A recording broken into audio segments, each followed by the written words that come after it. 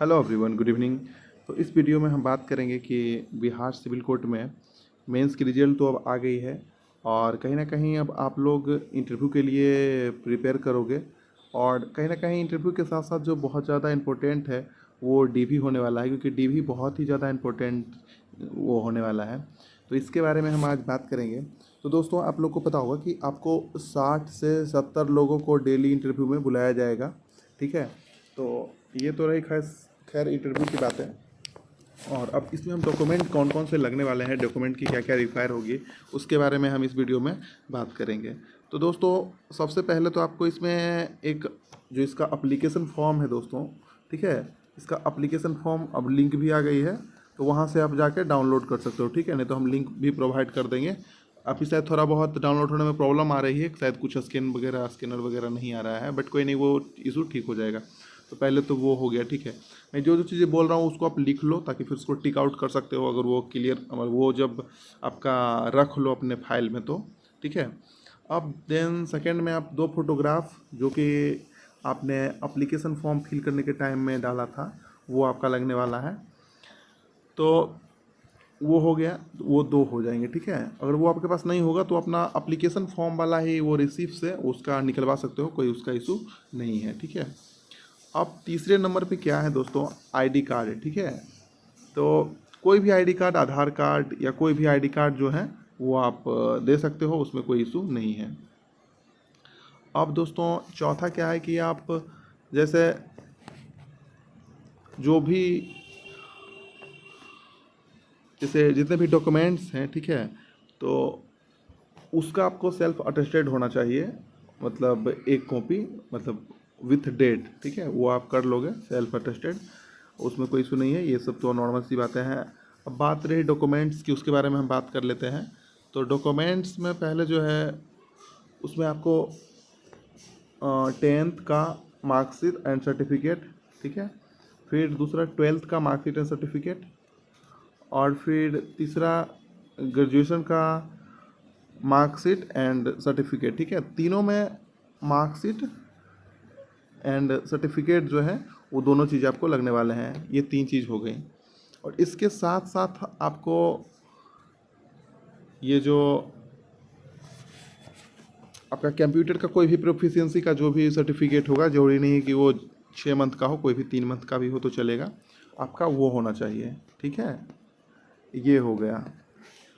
अब दोस्तों, कहीं ना कहीं मेन जो इशू है वो है मतलब EWS, EBC और BC वालों के लिए। तो उसके लिए देखिए दोस्तों, हम बताते हैं आपको कि EBC और या फिर BC या फिर EWS, ठीक है, इसमें जो आपका जैसे EBC और BC वालों के लिए जो NCL होने वाला है, ठीक है, वो 21-22 बेस के इनकम पे बना हुआ होना चाहिए, जो कि वैलिड रहेगा, वैलिड फॉर 22-23। ठीक है, इस चीज़ों को अच्छे से समझो। ठीक है, 22-23 रहना चाहिए।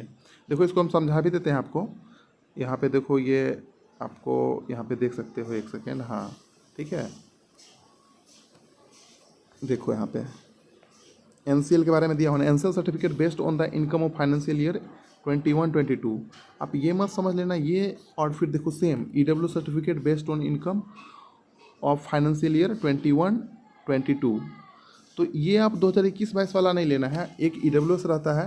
मैं EWS के बारे में, क्योंकि यहाँ पे 21-22 नीचे में रहेगा और वैलिड फॉर ऊपर में 22 एंड 23 रहेगा। ठीक है, इसको अच्छे से थोड़ा लिख देते हैं, ऊपर में 22 पर 23 ये रहेगा। तो ये वाला ही आपको लगेगा, आप इसमें कंफ्यूज ना हो। ठीक है, 22-23 वाला लगेगा, 22-23 वाला लगेगा, जो कि इनकम बेस किस पे बना हुआ रहेगा, 21-22 पे। ठीक ना, तो ये थोड़ा सा आप क्लियर कर लेना, ये बहुत मायने रखने वाले हैं। और किसी भी लेवल का चलेगा। ठीक है, अगर आप RO लेवल का भी रहो है आपके पास तो वो चलेगा, कोई दिक्कत नहीं है, इसमें कोई इशू नहीं होने वाला है आपका। और फिर SC ST वालों के लिए वो किसी भी टाइम का वो चल जाएगा, आपका जो भी वो कास्ट सर्टिफिकेट होता है वो चल जाएगा, उसमें कोई इशू नहीं है। मेरे टाइम पे भी उसमें कोई इशू नहीं होता। बट हाँ, EBC वाले थोड़ा सा ध्यान देंगे कि ईबीसी वाले में जो भी एनसीएल है, ठीक है, तो और ईबीसी सर्टिफिकेट वो 22-23 का होना चाहिए।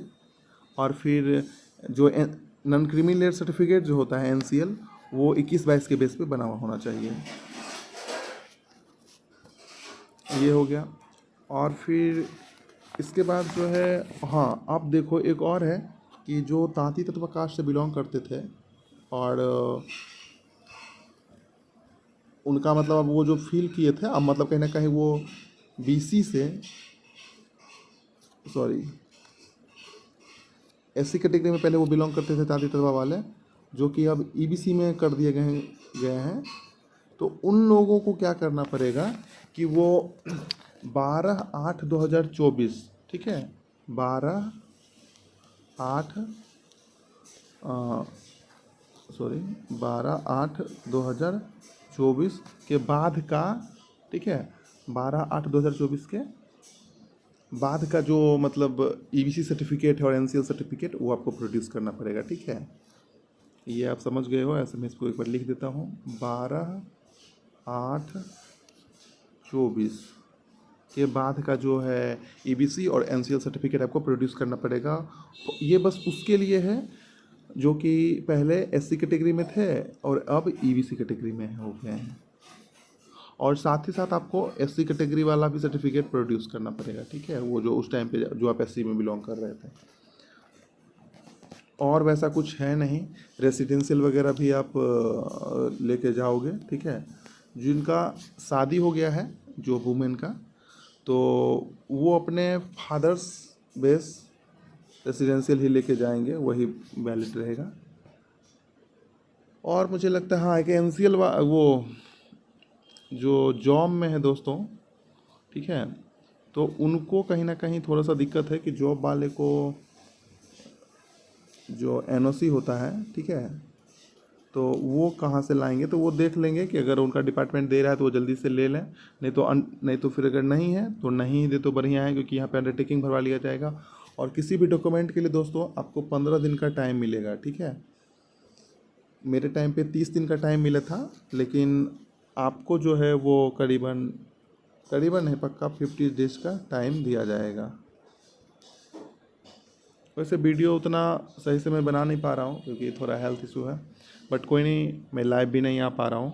बट आप मतलब अगर और भी कोई डाउट हो तो मुझे कमेंट सेक्शन में पूछ सकते हो। मैं कोशिश करूँगा कि इसमें कमेंट का जवाब दूँ या फिर लाइव ही आ जाऊँ कुछ देर के लिए कल, ताकि सबका डाउट क्लियर हो सके।